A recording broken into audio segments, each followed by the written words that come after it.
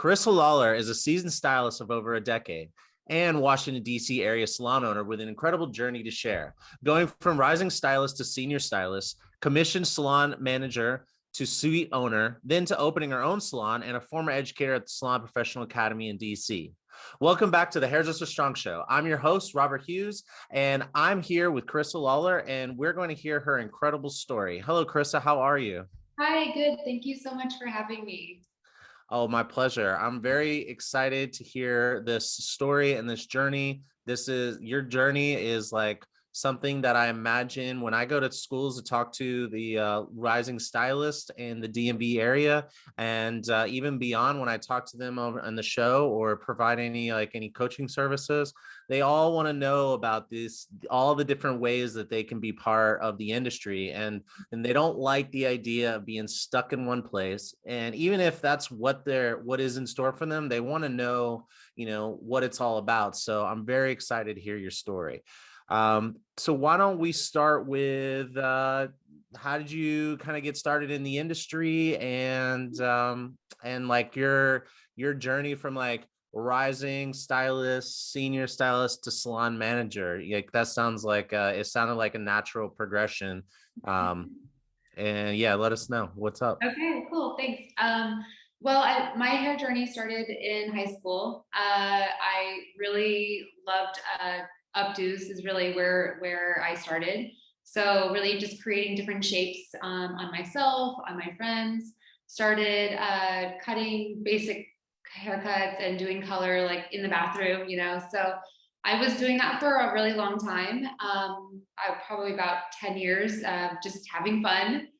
And then about 13 years ago, I decided to go to cosmetology school. A friend looked at me one day and said, "Why are you not doing this for work?" And that's just like when the light bulb went off that I really loved doing hair. And I thought it would be a career that I could really enjoy and be successful in. And so ultimately, that's why I decided to pursue.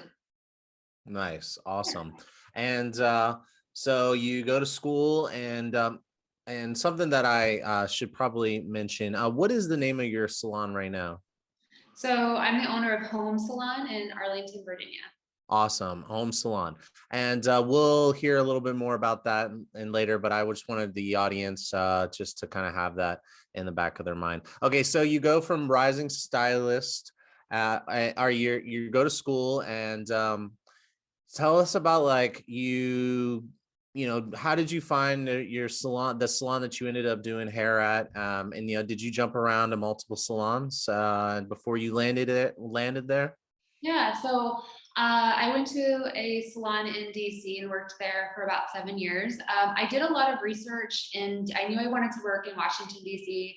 And I did a lot of research before I chose the salon, researching their education program, researching the reviews of the company, from the stylist reviews to client reviews, and really decided on a company that was well established in the Washington, DC area.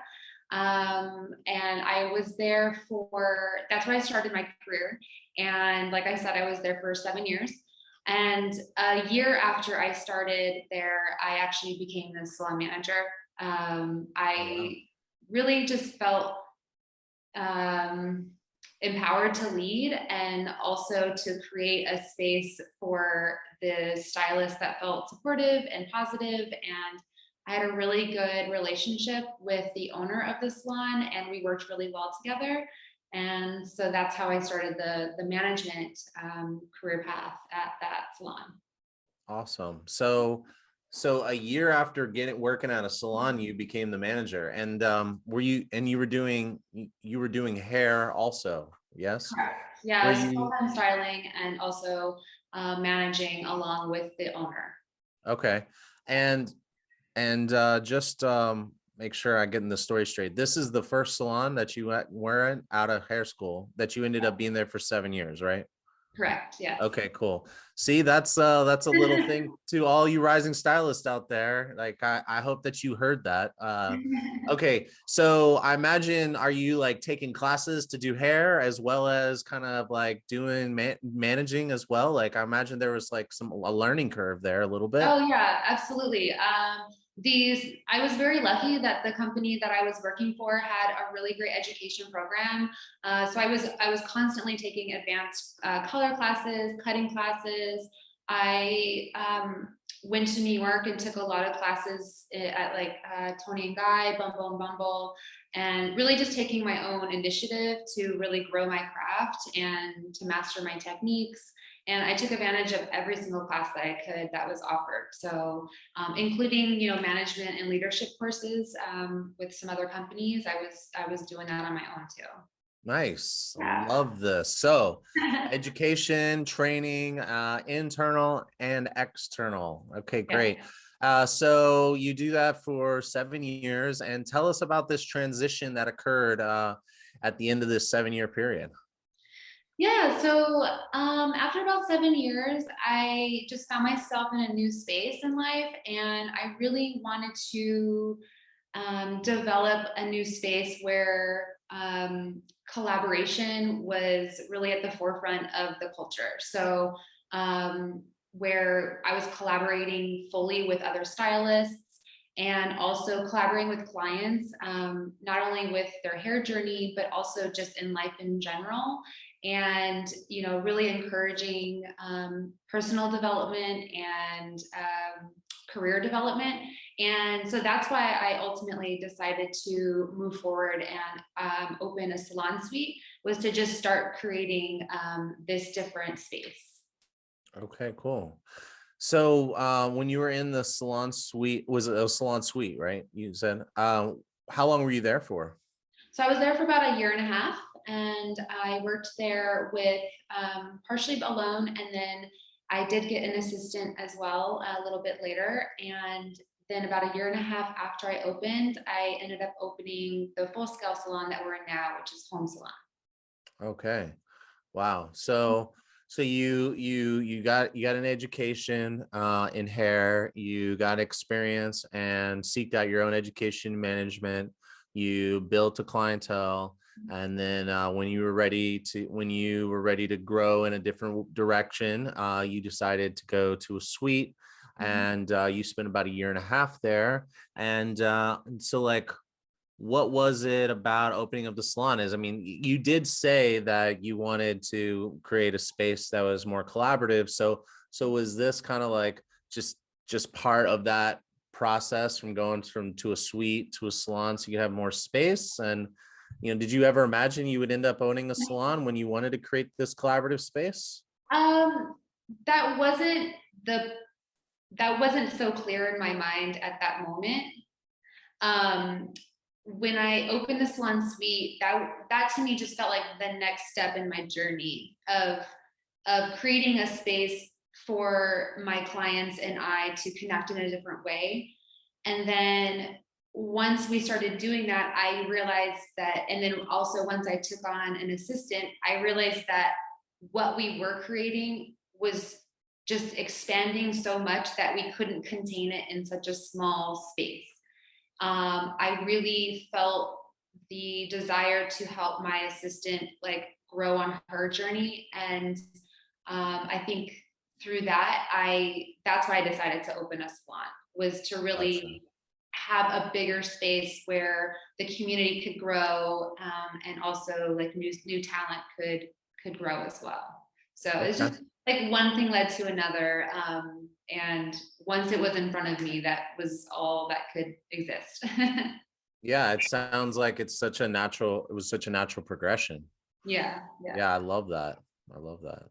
Uh, all right. So you have the you have your salon, and tell us a little bit about, when did you get into education at the Salon Professional Academy?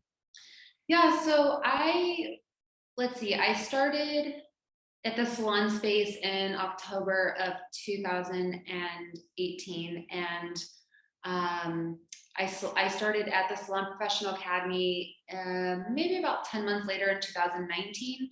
And the reason I decided to work there as an educator was because I really love giving back to the industry, and my passion really lies in helping new stylists grow and find their journey and help support and encourage them on that journey. And being in the Salon Suite, I just didn't really have as much of the opportunity to do that on a daily basis. And so I worked at the Salon Professional Academy as an educator, just part time, just to be able to give back. And I did that pretty much up until in March of 2020. Okay. All right. And so your salon, you've had this salon now, what, 6 years? Does that sound right? About right? The math? So the home salon. Oh no, sorry, my math was wrong. How Okay. long have you had the salon for? The home salon. So Yeah, the home salon. we'll be open a year this coming May. Okay, got it. Yeah, my math was way off. All Okay. right. Yes, we opened in May of 21. Okay, cool. And so did you well, this is kind of getting a little off subject, but I'm just curious.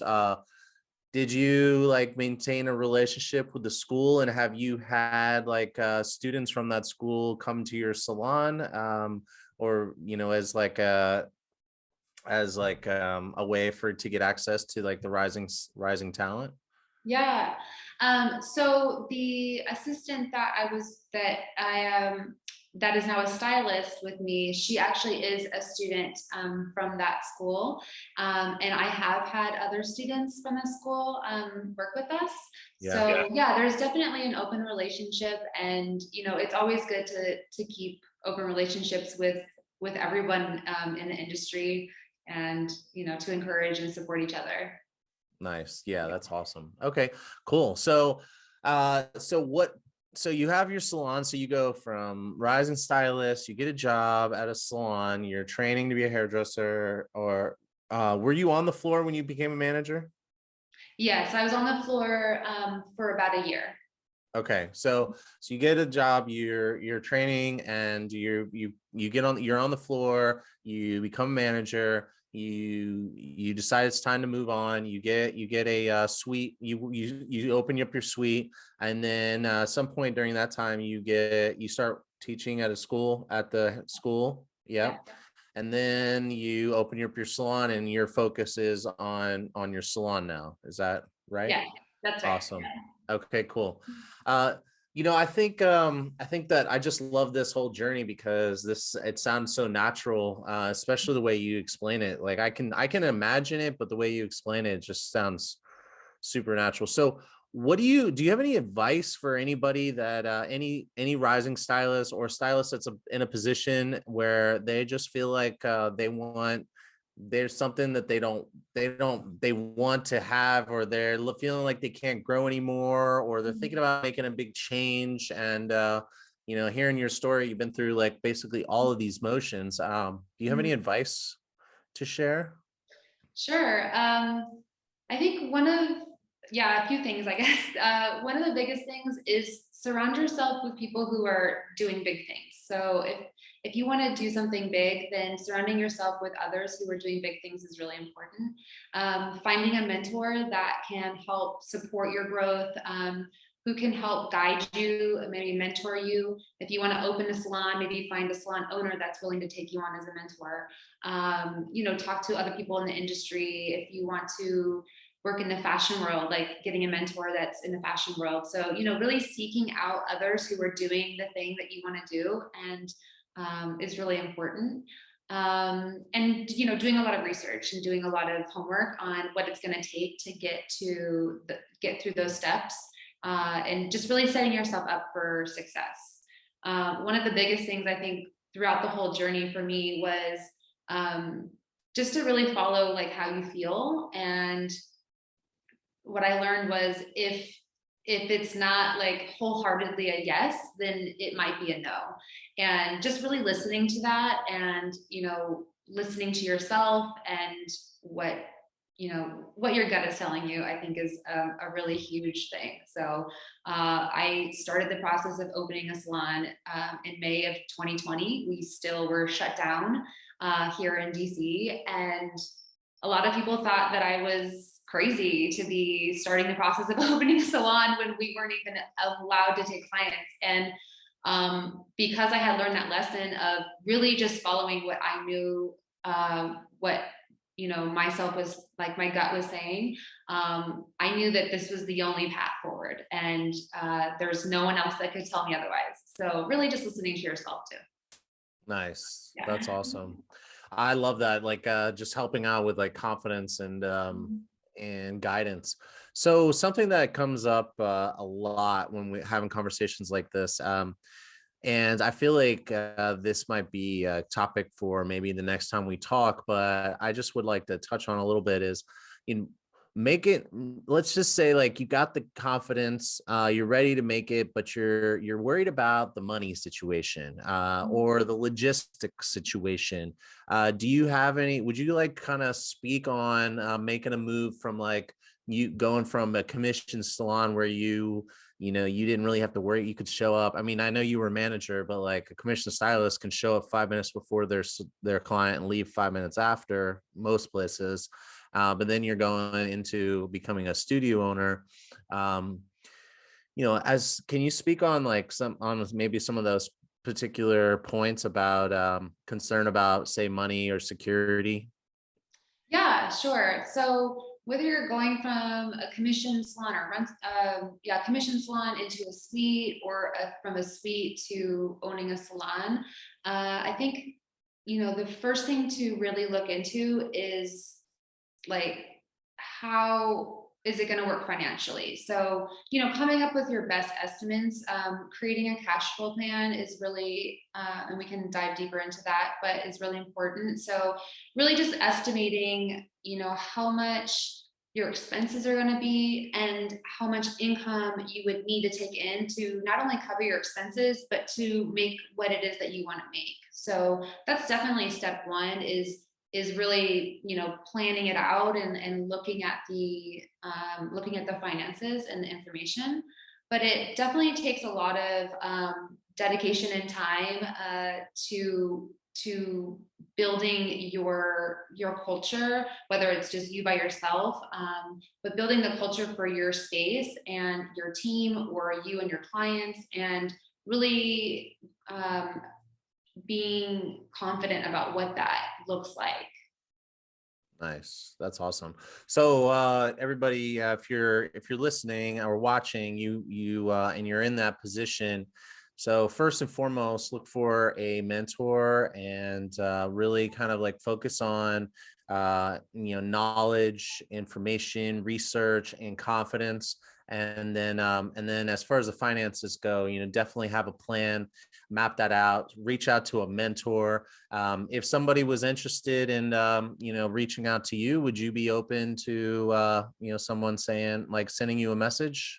Oh, absolutely.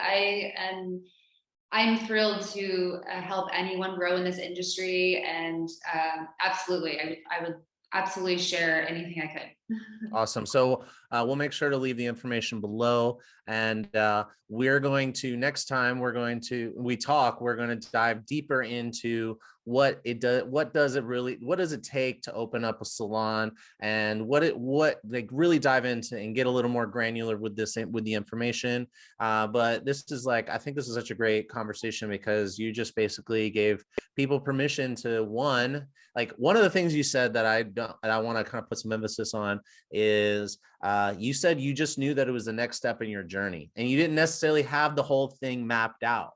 I think that's super powerful to a lot of rising stylists. They're all trying to map everything out and know exactly everything. I actually had a conversation with somebody last week about it, saying, well, you got to know what why you're doing what you're doing and where it's going to go. And I was like, I don't know. I kind of feel like I just like doing this because it creates value and it makes me happy. I'm not really sure what I'm going to do with it, but this is where I'm at right now. And I feel like you just totally empowered and gave people permission.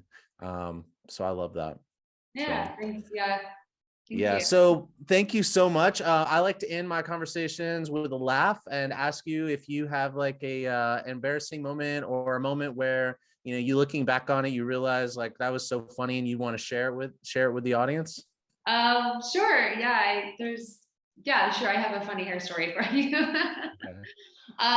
Yeah, I had a longtime client in my chair, and we did some balayage for her, and she was getting married the very next week. And so this was her like wedding hair appointment. And what I happened to grab the wrong color for her toner. And my assistant put the color on for me. I mixed it all up and gave it to my assistant, and she put it on. And, she let it process for about 10-15 minutes. And, I was over here working with another client, and my assistant came over and she said, so her hair is blue.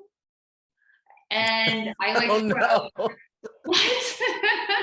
Oh my God. So, we got it out. It was totally fine. I was like, okay, well, this is a good learning moment on like how to erase this and still keep the integrity of the hair. So I just did a really quick wash. It came right out, Oh, and oof. I'm just making the client feel like it's all fine. We're doing great. We're just gonna keep the color.